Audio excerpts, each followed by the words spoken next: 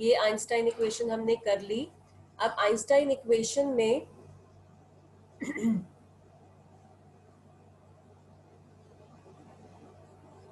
ये 4 लॉज है हमारे फोटो इलेक्ट्रिक एमिशन के, which can be easily explained on the basis of Einstein relation. Laws कौन कौन से हैं, पहले लॉज बता रही हूँ, फिर उनको आइंस्टाइन इक्वेशन से रिलेट करेंगे कि कैसे हमें वहां से ये पता लगता है कि जो ये 4 लॉज है। First law is for a given metal and frequency of incident radiation the number of photoelectrons emitted per second is equal to intensity of light। ठीक है, ये क्या कहता है कि अगर हम एक पर्टिकुलर मेटल रखते हैं और लाइट की फ्रीक्वेंसी भी सेम ही रखते हैं, तो नंबर ऑफ फोटो इलेक्ट्रॉन्स जो निकलेंगे हमारे, वो इंटेंसिटी ऑफ लाइट के इक्वल होते हैं। दैट्स ऑब्वियस, हमने बोला जितनी लाइट की इंटेंसिटी होगी, जितने नंबर ऑफ फोटॉन्स आएंगे, उतने ही इलेक्ट्रॉन्स बाहर निकलते हैं।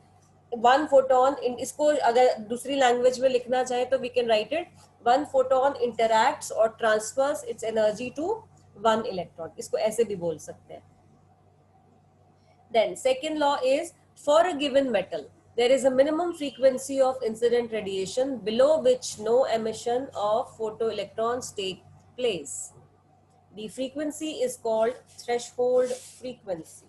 Okay, किसी भी मेटल सरफेस के लिए एक मिनिमम फ्रीक्वेंसी हमें चाहिए, क्योंकि हर मेटल सरफेस का एक वर्क फंक्शन होता है, उसको मिनिमम एनर्जी एक चाहिए होती है इलेक्ट्रॉन को बाहर आने के लिए। ओके, इसलिए उससे छोटी एनर्जी अगर होगी तो इलेक्ट्रॉन वो एनर्जी ले तो लेगा लेकिन बाहर नहीं आएगा। Then third is above threshold frequency. अगर आपने लाइट की फ्रीक्वेंसी थ्रेशोल्ड से ज्यादा डाली है तो ठीक है, उसको जो मिनिमम एनर्जी इलेक्ट्रॉन को चाहिए थी सरफेस से बाहर आने के लिए, उससे ज्यादा दे रहे हो आप, तो वो बाकी की एनर्जी का क्या करेगा, it will come out with the kinetic energy. ठीक है, वो काइनेटिक एनर्जी के साथ बाहर आ जाएगा।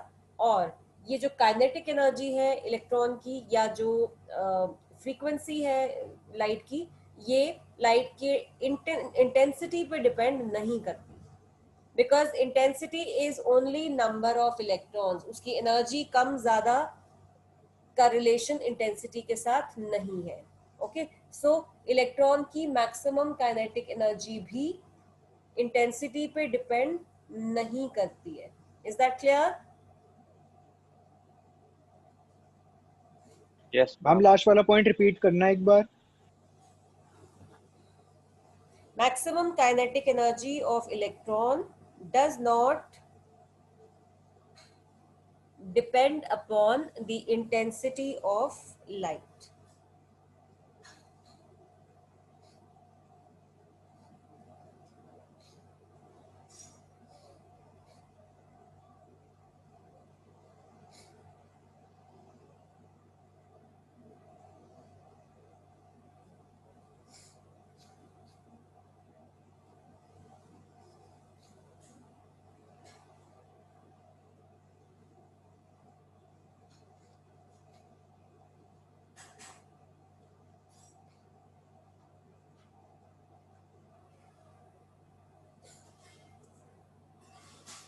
क्लियर? ये हो गया। अब इसके बाद फोर्थ जो लॉ है, fourth law says that photo electric emission जो है, फोटो इलेक्ट्रिक इफेक्ट जो है, वो इंस्टेंटेनियस प्रोसेस होता है। As soon as photon is absorbed the electron will be emitted. उसमें टाइम लैग नहीं है, बहुत कम फ्रैक्शन ऑफ सेकेंड में इलेक्ट्रॉन जो है वो बाहर आ जाता है। ठीक है, ये 4 लॉज है। अब इनको हम थोड़ा सा इक्वेशन से अगर एक्सप्लेन करना चाहे तो कैसे कर सकते हैं, we can see it from here. क्योंकि एक फोटोन एक इलेक्ट्रॉन को इजेक्ट करता है, इसलिए obviously number of electron will be equal to intensity of light. ये हमने जो लॉ बोला था। देन अगर लाइट की फ्रीक्वेंसी थ्रेशोल्ड से कम है तो kinetic energy according to this equation will be negative. देखो एच न्यू की वैल्यू एच न्यू नॉट से कम है, तो ये जो पोटेंशियल है या जो काइनेटिक एनर्जी है इलेक्ट्रॉन की, वो नेगेटिव आ जाएगी। काइनेटिक एनर्जी नेगेटिव हो ही नहीं सकती, इसलिए एमिशन पॉसिबल ही नहीं है। राइट?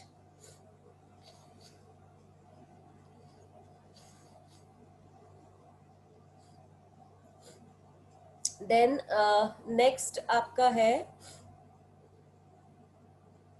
अगर हमारा न्यू जो है न्यू नॉट से ज्यादा है तो kinetic energy is directly proportional to frequency. जितनी फ्रीक्वेंसी आप बढ़ाते जाओगे उतनी इलेक्ट्रॉन की काइनेटिक एनर्जी इंक्रीज होगी। एंड फोटोन और इलेक्ट्रॉन जो एनर्जी ट्रांसफर होती है, हमने ये बोला ना, फोटोन सरफेस पे जाता है, इलेक्ट्रॉन के साथ इंटरैक्ट करता है, उसको अपनी एनर्जी ट्रांसफर कर देता है। So this energy transfer is by elastic collision of photon and electron. Elastic collision में कभी भी टाइम लैग नहीं होता है, ट्रांसफर ऑफ एनर्जी जो है वो इंस्टेंट होती है, इसलिए यहाँ पे टाइम लैग नहीं है।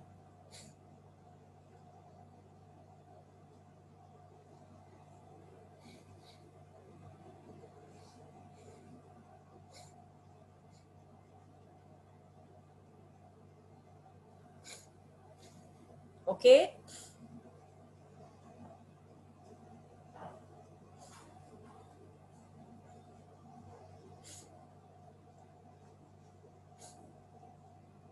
अब देखो, ये जो फोटो इलेक्ट्रिक इक्वेशन है उसको हम थ्रेशोल्ड वेवलेंथ की फॉर्म में भी लिख सकते हैं। हमारी इक्वेशन है h nu minus h nu naught is equal to e v naught. तो न्यू को अगर मैं सी अपॉन लेमडा लिख लूं तो मेरी इक्वेशन कन्वर्ट हो जाएगी, देखो, h c upon lambda minus 1 upon lambda naught and this is equal to e v naught, right. तो कहीं पे क्वेश्चन में अगर यूज होता है तो इसको हम इस फॉर्म में भी यूज कर सकते हैं। अब देखो, ये एक इम्पॉर्टेंट ग्राफ है जिसको हम क्वेश्चंस में बहुत जगह ये वाला मेथड यूज होता है। ये ग्राफ है आपका स्टॉपिंग पोटेंशियल और फ्रीक्वेंसी के बीच में, जो अभी हमने डिस्कस किया था, है ना। ये इधर है वी नॉट और यहाँ एक्स एक्सिस पे है फ्रीक्वेंसी। तो ये ग्राफ मैंने एक बनाया और दूसरा बनाया। नाउ एक चीज ध्यान दोगे कि यहाँ पे दो ग्राफ्स का मतलब क्या है।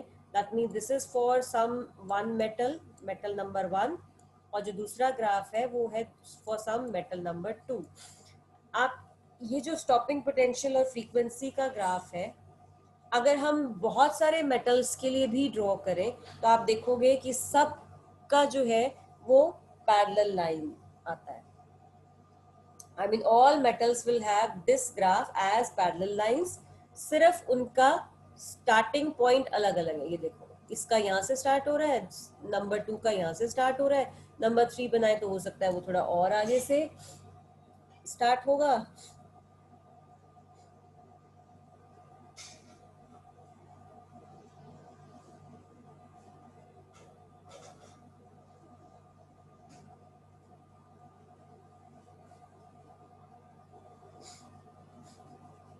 ओके, तो क्यों ऐसा होता है? देखो, हर मेटल के लिए थ्रेशोल्ड फ्रीक्वेंसी अलग अलग होगी, है ना। तो इसलिए सबका ग्राफ अलग अलग पोजीशन से स्टार्ट हो रहा है। इसका ये थ्रेशोल्ड फ्रीक्वेंसी है, इसका ये है, ये इसको मान लो न्यू 1 ले लेते हैं हम, इसको हम न्यू 2 ले लेते हैं। लेकिन सभी मेटल्स के लिए स्टॉपिंग पोटेंशियल और फ्रीक्वेंसी का रिलेशन लीनियर है, दोनों प्रोपोर्शनल है, इसलिए स्ट्रेट लाइन चलती है और वो पैरेलल बनती है एक दूसरे की। ओके, अब यहाँ से इस ग्राफ से आप वर्क फंक्शन कैसे कैलकुलेट करोगे? इस अगर ये मान लो ग्राफ प्रॉपर आपको वैल्यूज के साथ में दिया है तो हम इसको कैसे निकालेंगे वर्क फंक्शन को?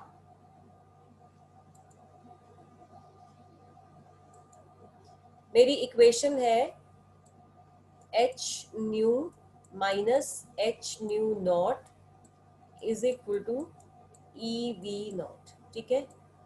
यहां से अगर मैं वी नॉट की इक्वेशन बनाती हूँ, V not is equal to H nu upon E, और ये माइनस एच न्यू नॉट को मैं अगर फाई लिख दूं सीधा सीधा, तो फाई अपॉन ई। ये मेरी एक इक्वेशन बन गई। अगर हम लाइन की इक्वेशन लेते हैं, y is equal to M X plus C, ठीक है।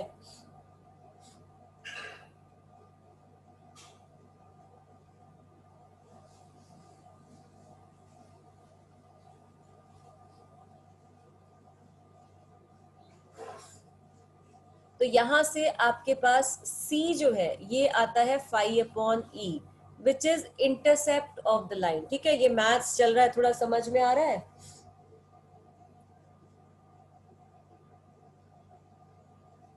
Yes ma'am. ओके, सो ये हमारे पास जो इंटरसेप्ट है, तो मैं अगर इस ग्राफ का इंटरसेप्ट देखूं ये नीचे, तो ये जो डिस्टेंस होगा यहाँ पे, इसको आप मेजर करोगे तो ये हमको फाई अपॉन ई की वैल्यू देगा। तो जो भी वैल्यू है उसको ई से मल्टीप्लाई कर दो, that will be work function. ठीक है, निकल जाएगा इससे।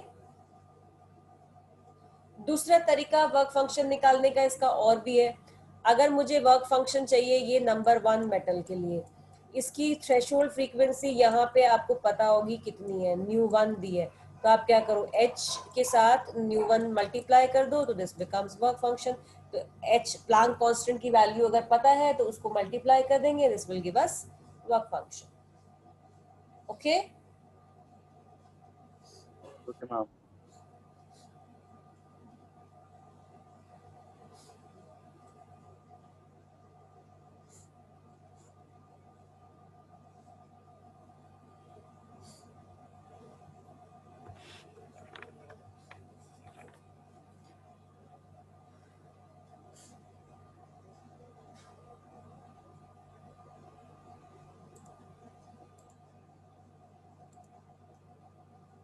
ये देखो ये पूरा मैंने निकाल के यहाँ पे दिखाया है।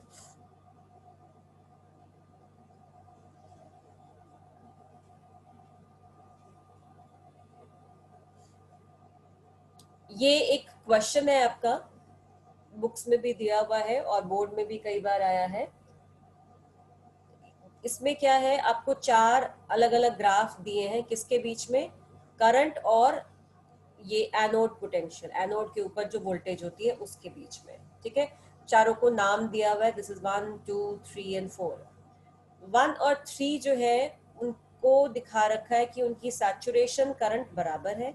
ऐसे ही 2 और 4 जो है उनकी सैचुरेशन करंट इक्वल है। देन 1 और 2 का स्टॉपिंग पोटेंशियल इक्वल है और 3 और 4 का स्टॉपिंग पोटेंशियल इक्वल है। ओके, तो यहाँ पे हमने क्या इंटरप्रेट क्या करना है, देखो स्टॉपिंग पोटेंशियल का रिलेशन होता है फ्रीक्वेंसी के साथ। सो अगर दो दो लाइट्स हैं जिनके लिए स्टॉपिंग पोटेंशियल सेम है, दैट मीन्स उन दोनों लाइट्स की फ्रीक्वेंसी भी सेम होगी। ओके, सो यहाँ पे ग्राफ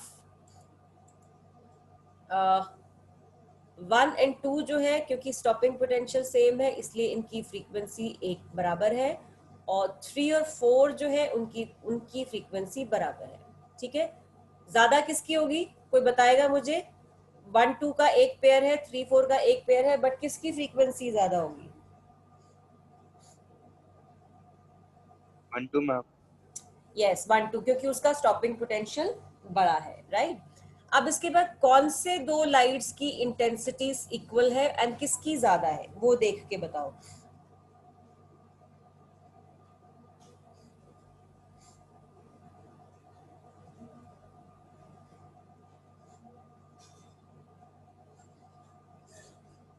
बताइए।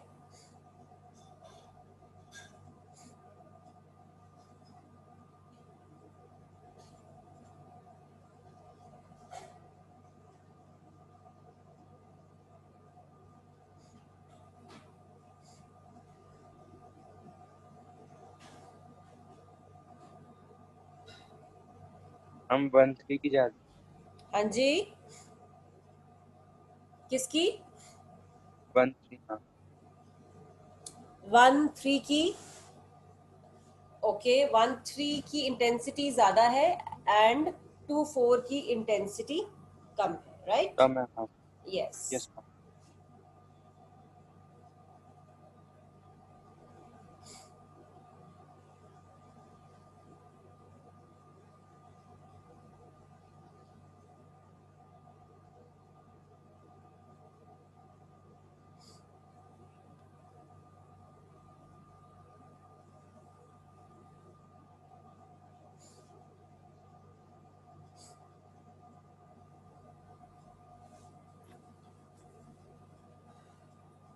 हाँ जी, इसके बाद आगे हम लेते हैं। अब देखो, अब हम आ गए डी ब्रोगली हाइपोथेसिस पे। डी ब्रोगली हाइपोथेसिस क्या चीज है? जैसे हमने फोटो इलेक्ट्रिक इफेक्ट को एक्सप्लेन किया एंड हमने उसमें अज्यूम क्या किया हमने फोटो इलेक्ट्रिक इफेक्ट में उसको प्रूव भी किया कि लाइट जो है that is made of particles, जिसको आप बोलते हो फोटोन। एंड फोटोन एक्चुअली क्या होता है? इट्स अ बंडल और पैकेट ऑफ एनर्जी। तो हर उसके जितने भी फोटॉन्स होंगे लाइट के, वो सब कुछ ना कुछ एनर्जी कैरी करते हैं, वो बंडल की फॉर्म में होती है। सो अगर लाइट में पार्टिकल है तो डी ब्रोगली ने एक हाइपोथेसिस बोलते हैं, उसने सोचा ऐसा कुछ, एक फिक्टिशियस थ्योरी बनाई, सोच के कुछ थ्योरी बना दी, तो उसको हम हाइपोथेसिस बोलते हैं। ही सेड अगर लाइट में पार्टिकल्स होते हैं तो जो पार्टिकल्स हैं, मैटर पार्टिकल्स हैं, उनके साथ भी वेव होनी चाहिए। रिवर्स फिनोमेना जरूर होता है हमेशा, so it should have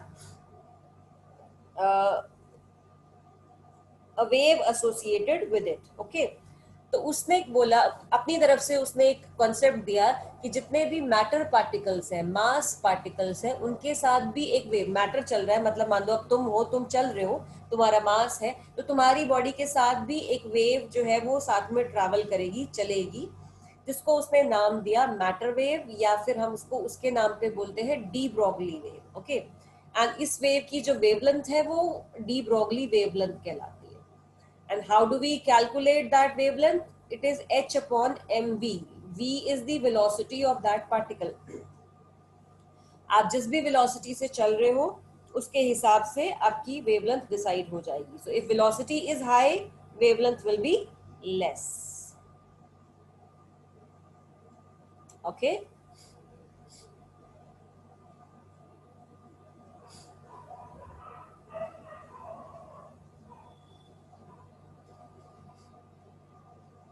clear है ये बात? Yes ma'am. ओके, चलो अब इसके बाद देखो कि ये जो lambda is equal to H upon m v formula हमने डी ब्रोगली वेवलेंथ के लिए बनाया, इसको हम डिराइव कैसे करेंगे? कहाँ से आएगा ये फॉर्मूला हमारे पास? इसको हम फोटोन से रिलेट करते हैं और उसी से डिराइव करेंगे। साथ साथ नोटबुक में लिखो इसको। एनर्जी ऑफ वन फोटोन कितनी होती है? H new. ठीक है ना, ये हमें पता है। और एक हमारे पास आइंस्टाइन का रिलेशन होता है, E is equal to m c square, ये भी हमें पता है ना। ये एम सी स्क्वायर क्या? ये मास ऑफ दैट पार्टिकल, क्योंकि E is equal to m c square use होता है मैटर पार्टिकल्स के लिए कि अगर कोई मास रखा है तो उसकी इक्विवेलेंट एनर्जी कितनी होगी। So this is for mass, E is equal to m c square. तो किस मास के लिए? फोटोन के इक्विवेलेंट मास, फोटोन का जो भी मास है इसका, उसके बराबर एनर्जी। दोनों को इक्वेट कर सकते हैं, right? H nu is equal to m c square. यहां से आप m निकालोगे h nu upon c square photon के लिए, ये एक रिलेशन आ गया हमारे पास। देन फोटोन का मोमेंटम कैसे निकलेगा? मास इनटू वेलोसिटी, यही फॉर्मूला होता है। तो फोटोन के लिए यूज करेंगे mass of photon is h nu upon c square and velocity of photon is c, क्योंकि वो लाइट की स्पीड से चलता है। तो this comes out to be H nu upon C. Nu upon C जो है वो होता है लेमडा, है ना।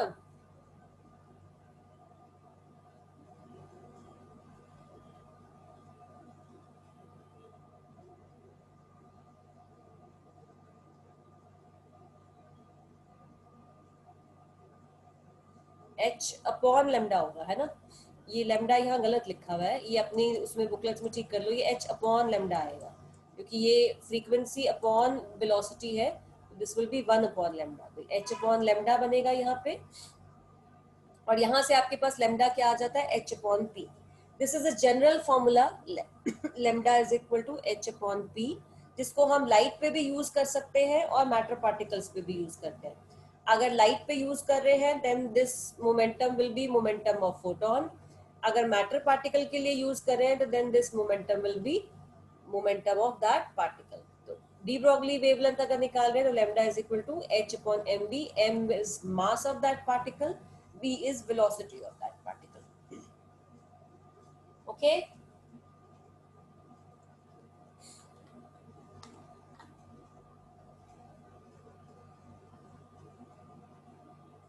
क्लियर है?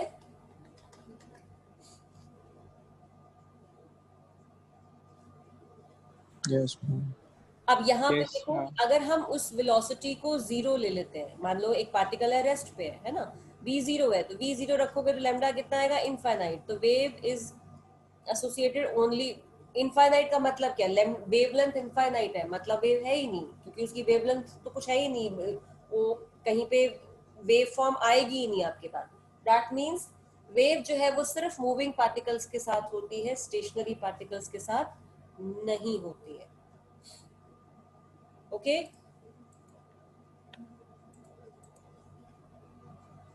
ध्यान रहेगा। Yes ma'am. अब एक ये फॉर्मूला देखो, दिस इज वेरी इंपॉर्टेंट, इस पे बहुत कंसेप्चुअल क्वेश्चन आता, 1 मार्क का ही है, लेकिन बोर्ड में बहुत आ रहा है। हम कल करें मैम? हाँ जी, नहीं बिल्कुल नहीं, अभी खत्म करके जाएंगे। Relation between de Broglie wavelength and temperature. अब टेम्परेचर कैसे इसमें हम लाएंगे? अगर मैं वेवलेंथ निकाल रही हूँ, मान लो जो हमारे इलेक्ट्रॉन्स हैं, जो माइक्रोस्कोपिक पार्टिकल्स हैं, उनकी वेवलेंथ हमें निकालनी है, तो उनकी वेलोसिटी टेम्परेचर को चेंज करने से चेंज होती है ना। इलेक्ट्रॉन को अगर आप हीट दे दो, उसका टेम्परेचर इंक्रीज कर दो, तो इलेक्ट्रॉन की काइनेटिक एनर्जी बढ़ जाएगी, उससे उसकी वेवलेंथ में भी चेंज आएगा। So how that wavelength is related to temperature, ये देखना है। ओके अब इसको हम कहाँ से यूज करेंगे? Average kinetic energy of a particle at temperature T for one particle is given by 3/2 kT। ये 11th में काइनेटिक थ्योरी ऑफ गैसेस में आपने फॉर्मूला किया था, अगर याद हो तो। Yes ma'am. है ना? तो ये Yes, एक ma'am. पार्टिकल की काइनेटिक एनर्जी है 3/2 kT। अब मोमेंटम का एक फॉर्मूला होता है स्क्वायर रूट ऑफ 2mk, ये भी आपने 11th में पढ़ा था, relation between momentum and kinetic energy, right? Yes, ma'am. Okay so इसको हम square root of 2m kinetic energy, और काइनेटिक एनर्जी की वैल्यू ये डाल दो 3/2 kT, तो ये 2 कैंसिल होगा, this is square root of 3m kT। ये मोमेंटम आया, तो उसके साथ वेवलेंथ कितनी होगी? h/p हम लेते हैं, h/ square root of 3m kT, ये आ जाएगा। ठीक है, this is the wavelength for the particle at temperature T। आप सिर्फ टेम्परेचर डालो वहां पे और उस पार्टिकल का मास डालो, तो आपको वेवलेंथ मिल जाएगी, राइट?